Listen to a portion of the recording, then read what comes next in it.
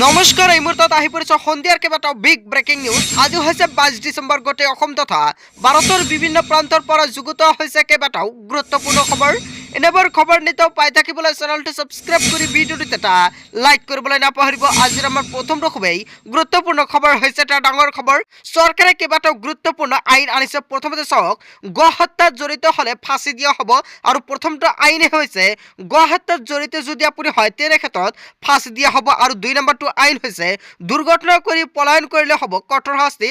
তাৰপিছত 3 নম্বৰটো আইন হৈছে কিশোৰী মহিলাক ধৰ্ষণ কৰিলে পাব কঠোৰ শাস্তি। মোৰ অসমবাসী ৰাজ্যিক বিগ ব্ৰেকিং নিউজ, কিয়নো বিস্তাৰিতভাৱে সবিশেষ জানক। গো হত্যাত জড়িত হলেই ফাঁচি দিয়া হ'ব আপোনাক। লগতে দুৰ্ঘটনা কৰি পলায়ন কৰিলে হ'ব কঠোৰ শাস্তি।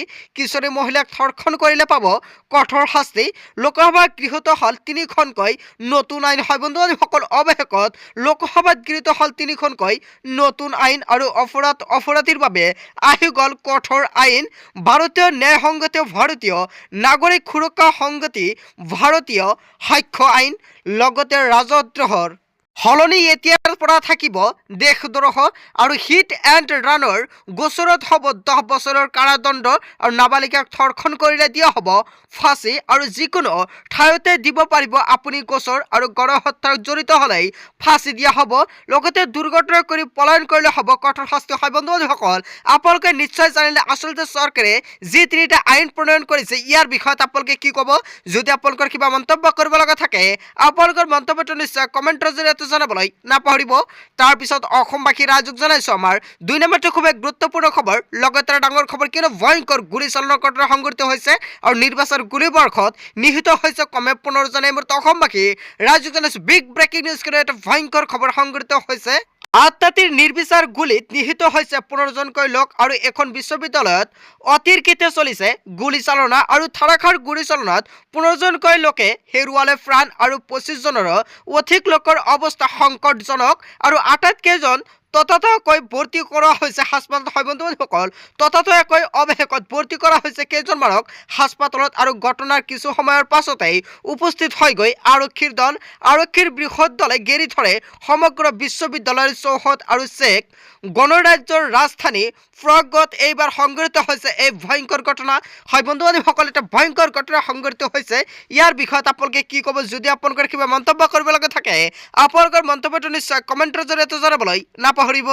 তাৰপিছত অসমবাসী ৰাইজক জনাইছো আমাৰ 3 নম্বৰটো খুবেই গুৰুত্বপূৰ্ণ খবৰ। লগতে ডাঙৰ খবৰ, আন এটা গুৰুত্বপূৰ্ণ খবৰ। সদৌ অসম ছাত্ৰ সন্থাই বিজেপিৰ লগত থাকি কাম কৰা নাই। মোৰ অসমবাসী ৰাইজক জনাইছো বিগ ব্ৰেকিং নিউজ, কিয়নো সদৌ অসম ছাত্ৰ সন্থাই বিজেপিৰ লগত থাকি কাম কৰা নাই বুলি মন্তব্য কৰিছে। আছু বিজেপিৰ লগত থাকি আন্দোলন কৰা নাই, কিয়নো আছুৱে কৰাটো উচতনিমূলক মন্তব্য কেতিয়াও গুৰুত্ব নিদিয়ে। আৰু নাগৰিকত্ব সংশোধনী আইনৰ বিৰুদ্ধে আন্দোলন আৰু ন্যায়িক যুঁজ চলি থাকিব। আৰু সদৌ অসম ছাত্ৰ সন্থাৰ হাইকমাণ্ড হৈছে অসমৰ ৰাইজ আৰু ছাত্ৰ ছাত্ৰী। অসমৰ ৰাইজৰ দিহা পৰামৰ্শই হৈছে আছুৰ মূল চালিকা আৰু শক্তি। আৰু আমি সদায় ইতিবাচক সমালোচনাক গুৰুত্ব দিওঁ। আৰু বিশিষ্ট চিন্তাবিদ শিক্ষাবিদ হীৰেণ গোহাঁইয়ে আছুক লৈ গোকাত মিছা কথা কৈছে। আছু অসীমভাৱে গণতান্ত্ৰিক আন্দোলন কৰা সংগঠন। আৰু কা বাতিলৰ ক্ষেত্ৰত সদৌ অসম ছাত্ৰ সন্থা অলৰ অচল আৰু অটল। আৰু কাৰ বিৰুদ্ধে গণতান্ত্ৰিক আন্দোলন আৰু আইনী যুঁজ অব্যাহত থাকিব। আৰু মন্তব্য কৰিছে আছুৰ মুখ্য উপদেষ্টা সমুজ্জ্বল কুমাৰ ভট্টাচাৰ্য। হয় বন্ধুসকল, সমুজ্জ্বল কুমাৰ ভট্টাচাৰ্য যিটো মন্তব্য কৰিছে আপোনালোকে কি ক'ব। যদি আপোনালোকৰ কিবা মন্তব্য কৰিব লগা থাকে আপোনালোকৰ মন্তব্যটো নিশ্চয় কমেণ্টৰ জৰিয়তে জনাবলৈ নাপাহৰিব। তাৰপিছত অসমবাসী ৰাইজক জনাইছো আমাৰ 4 নম্বৰটো খুবেই গুৰুত্বপূৰ্ণ খবৰ। লগতে ডাঙৰ খবৰ, মাটিৰ দালালক সকিয়নি ধৰা পৰিলে যাব লাগিব জেললৈ। মুখ্যমন্ত্ৰী হিমন্ত বিশ্ব শৰ্মাৰ আকৌ এবাৰ সকিয়নি। এই মুহূৰ্তত অসমবাসী ৰাইজক জনাইছো বিগ ব্ৰেকিং নিউজ, কিয়নো মাটিৰ দালালক কঠোৰ সকিয়নি। মুখ্যমন্ত্ৰী হিমন্ত বিশ্ব শৰ্মাৰ ধৰা পৰিলেই যাব লাগিব জেললৈ। প্ৰতিটো ৰাজচক্ৰৰ কাৰ্যালয়তে চলিব এই অভিযান।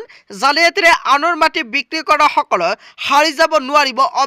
অৱশেষত এইবাৰ চৰকাৰে লৈছে আন এটা ডাঙৰ পন্থা হাতত, কিয়নো ভুৱা তথ্যৰে আনৰ মাটি হস্তগত কৰিব নোৱাৰিব এতিয়া। আৰু দালাল চক্ৰক কঠোৰ সকিয়নি প্ৰদান কৰিছে মুখ্যমন্ত্ৰী ডক্টৰ হিমন্ত বিশ্ব শৰ্মাৰ। মাটিৰ দালালক কঠোৰ সকিয়নি এইবাৰ প্ৰদান কৰিছে অসমৰ মুখ্যমন্ত্ৰী ডক্টৰ হিমন্ত বিশ্ব শৰ্মাই। হয় বন্ধুসকল, অসমৰ মুখ্যমন্ত্ৰী হিমন্ত বিশ্ব শৰ্মাই যিটো পন্থা হাতত লৈছে ইয়াৰ বিষয়ত আপোনালোকে কি ক'ব। যদি আপোনালোকৰ কিবা মন্তব্য কৰিব লগা থাকে আপোনালোকৰ মন্তব্যটো নিশ্চয় কমেণ্টৰ জৰিয়তে জনাবলৈ নাপাহৰিব।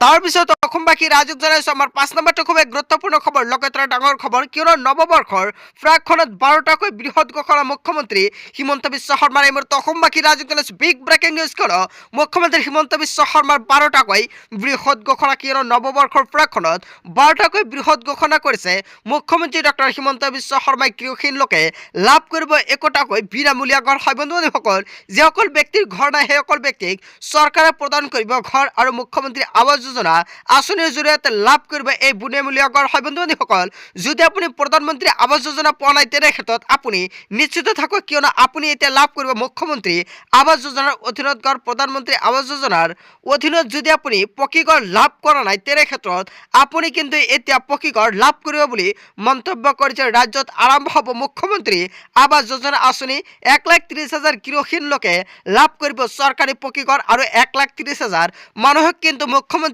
আৱাস যোজনা ঘৰ প্ৰদান কৰিব বুলি মন্তব্য কৰিছে মুখ্যমন্ত্ৰী আৱাস যোজনা আঁচনিৰ 10% চাহ বাগিচাৰ লোকেৰ বাবে সংৰক্ষিত থাকিব হয় বন্ধুসকল যিসকল ব্যক্তিয়ে চাহ বাগিচাত কাম কৰি থাকে সেইসকল ব্যক্তিৰ বাবে 10% কিন্তু সেইসকলৰ বাবে সংৰক্ষণ কৰা থাকিব লগতে প্ৰায় ক'বলৈ গ'লে 13,000 মানুহে কিন্তু লাভ কৰিব চাহ বাগিচা থকা মানুহে প্ৰধানমন্ত্ৰীৰ আৱাস যোজনাৰ বিপৰীতে মুখ্যমন্ত্ৰী আৱাস যোজনা ঘৰ লগতে বসুন্ধৰা 2ক লৈ ডাঙৰ ঘোষণা কৰিছে মুখ্যমন্ত্ৰী হিমন্ত বিশ্ব শৰ্মা হয় বন্ধুসকল কিয়নো 1,540 গৰাকী লোকক নতুনকৈ দিয়া হ'ব ভূমিপট্টা আৰু প্ৰত্যেকজন ভূমিহীন খিলঞ্জীয় লোকে লাভ কৰিব ভূমিপট্টা আৰু ৰাজ্যত অনুষ্ঠিত হ'ব মহযুঁজ বুলবুলি চৰাই যুঁজ আৰু এই ক্ষেত্ৰত জাৰি কৰা হৈছে নতুন এছঅপি অনুযায়ী অনুষ্ঠিত হ'ব মহযুঁজ বুলবুলি চৰাই যুঁজ আৰু ৰেচন কাৰ্ডক লৈ বৃহৎ ঘোষণা কৰিছে মুখ্যমন্ত্ৰী ডক্টৰ হিমন্ত বিশ্ব শৰ্মাই হয় বন্ধুসকল যদি আপুনি নতুনকৈ ৰেচন কাৰ্ড আবেদন কৰিছিলে তেনে ক্ষেত্ৰত আপোনাৰ বাবে এটা গুৰুত্বপূৰ্ণ খবৰ মুখ্যমন্ত্ৰী হিমন্ত বিশ্ব শৰ্মাই এটা ডাঙৰ পন্থা হাতত লৈছে অহা 16 জানুৱাৰীৰ পৰা 22 জানুৱাৰীলৈকে প্ৰতিটো বিধানসভা সমষ্টিত বিতৰণ কৰা হ'ব ৰেচন কাৰ্ড আৰু প্ৰত্যেকটো বিধানসভা সমষ্টিত মন্ত্ৰীসকলে বিতৰণ কৰিব ৰেচন কাৰ্ড জানুৱাৰী মাহৰ পৰা বহু লোকে নতুনকৈ ৰেচন কাৰ্ডৰ চাউল লাভ কৰিব লগতে ৰেচন কাৰ্ডৰ লগতে লাভ কৰিব আপুনি 5 লাখ টকাৰ একোখনকৈ হেল্থ কাৰ্ড আৰু লাভ কৰিব হিতাধিকাৰীয়ে হয় বন্ধুসকল যদি আপোনাৰ ৰেচন কাৰ্ডত নাম আহিছে তেনে ক্ষেত্ৰত কিন্তু আপুনি বিনামূলীয়াকৈ 5 লাখ টকাৰ আয়ুষ্মান ভাৰত কাৰ্ডটো লাভ কৰিব পাৰিব আৰু এই বছৰত 5 লাখ টকা পৰ্যন্ত চিকিৎসাৰ সুবিধা লাভ কৰিব হিতাধিকাৰীয়ে লগতে APSC-CCA পৰীক্ষাক লৈ এইবাৰ কেবিনেটৰ গুৰুত্বপূৰ্ণ সিদ্ধান্ত কিয়নো 275 নম্বৰ নহয় আৰু এতিয়াৰে পৰা 180 নম্বৰ হ'ব মৌখিক পৰীক্ষা নৱবৰ্ষৰ প্ৰাকখনত 12টাকৈ বৃহৎ ঘোষণা কৰিছে অসমৰ মুখ্যমন্ত্ৰী ডক্টৰ হিমন্ত বিশ্ব শৰ্মাই হয় বন্ধুসকল মুখ্যমন্ত্ৰী হিমন্ত বিশ্ব শৰ্মাই কেইবাটাও গুৰুত্বপূৰ্ণ পন্থা হাতত লৈছে ইয়াৰ বিষয়ত আপোনালোকে কি ক'ব যদি আপোনালোকৰ কিবা মন্তব্য কৰিব লগা থাকে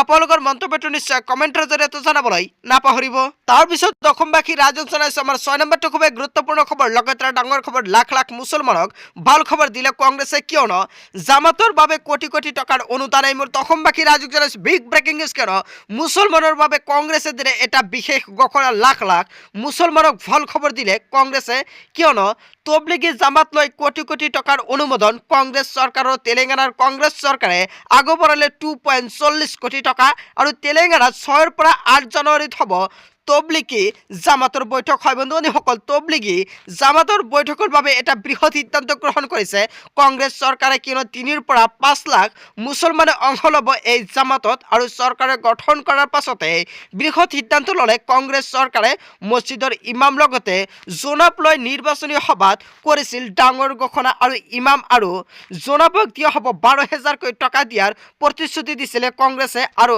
নৱবিবাহত মুছলমান দম্পতীলৈও আৰ্থিক সাহায্য ঘোষণা কৰিছিল কংগ্ৰেছ চৰকাৰে লাখ লাখ মুছলমানক ভাল খবৰ দিলে অৱশেষত কংগ্ৰেছ চৰকাৰ হয় বন্ধুসকল কংগ্ৰেছ চৰকাৰে এটা ডাঙৰ পন্থা হাতত লৈছে ইয়াৰ বিষয়ত আপোনালোকে কি ক'ব যদি আপোনালোকৰ কিবা মন্তব্য কৰিব লগা থাকে আপোনালোকৰ মন্তব্যটো নিশ্চয় কমেণ্টৰ জৰিয়তে জনাবলৈ নাপাহৰিব চ' বন্ধু-বান্ধৱীসকল আজিৰ মূল ভিডিঅ'খনত আপোনালোকক সেইখিনি সৰু কেইটামান ইনফৰমেশ্যন দিবলগীয়া আছিলে ভিডিঅ'টি ভাল লাগিলে লাইক কমেণ্ট শ্বেয়াৰ কৰিব আৰু যদি এতিয়ালৈকে চেনেলটি ছাবস্ক্ৰাইব কৰা নাই তেন্তে এনেকুৱা নতুন নতুন ইনফৰমেটিভ তথা হেল্পফুল ভিডিঅ' পাবলৈ হ'লে চেনেলটি ছাবস্ক্ৰাইব কৰিবলৈ নাপাহৰিব চ' থেংক ইউ ফৰ ৱাচিং ফুল ভিডিঅ'